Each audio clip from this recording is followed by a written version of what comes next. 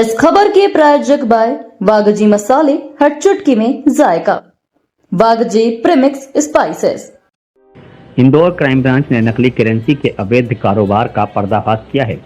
4 युवकों को गिरफ्तार कर उनके पास से करीब 2 लाख रुपए के नकली नोट बरामद किए गए हैं।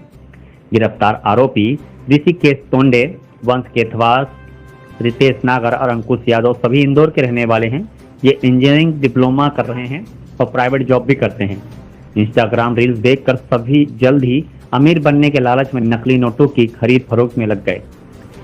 मुखबिर की सूचना पर गुटेश्वर महादेव मंदिर के पास दबिश दी गई।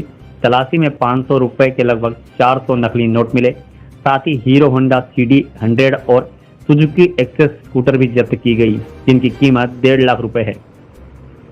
आरोपियों ने कबूल किया कि सस्ते में नकली नोट खरीदकर बाजार में खपाकर मुनाफा कमाने का प्लान था। पुलिस ने केस दर्ज कर लिया। मुख्य सप्लायर की तलाश और आगे की जांच जारी है। क्राइम ब्रांच की अवैध गतिविधियों पर सख्त कार्रवाई जारी है। पुलिस की अपील है, किसी संदिग्ध गतिविधि की जानकारी तुरंत दें। शहर को अपराध मुक्त बनाने के लिए पुलिस अलर्ट मोड पर है।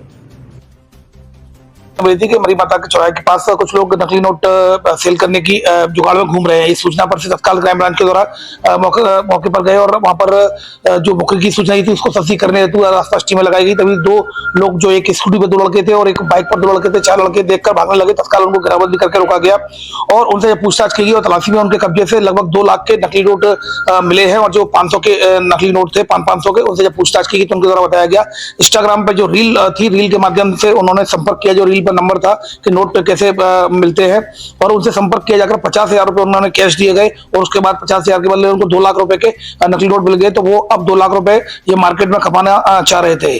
सबसे बड़ी बात इसमें यह है कि चारों ही स्टूडेंट्स हैं और 2 जैसे बीटेक और 2 डिप्लोमा कर रहे हैं, जो इंदौर के ही और 2 महाराष्ट्र के हैं, जो जॉब के लिए प्लेसमेंट के लिए आए थे। तो कुल मिलाकर स्टूडेंट्स के द्वारा ये कृत्य किया गया है। फिलहाल इसमें केस रजिस्टर्ड क्राइम ब्रांच में कर लिया गया है और इसके आरोपियों को गिरफ्तार कर लिया गया। अब इनके पास ये पैसे किस तरह से पहुंचे, चूंकि इनके 50,000 के द्वारा ट्रांसफर कर दिए थे अकाउंट में, लेकिन ये पैसा फिजिकली 2 लाख कैसे आया, ये पूछताछ की जाकर इनसे इसका भी सुराग लिया जाएगा। सर, उज्जैन में भी पिछले दिनों एक बड़ा गिरोह पकड़ा था। इसके बाद 17 लाख रुपए के नकली नोट बरामद हुए थे। वो इंदौर में नोट छाप रहे थे। क्या इन्होंने उनसे ही नोट लिए?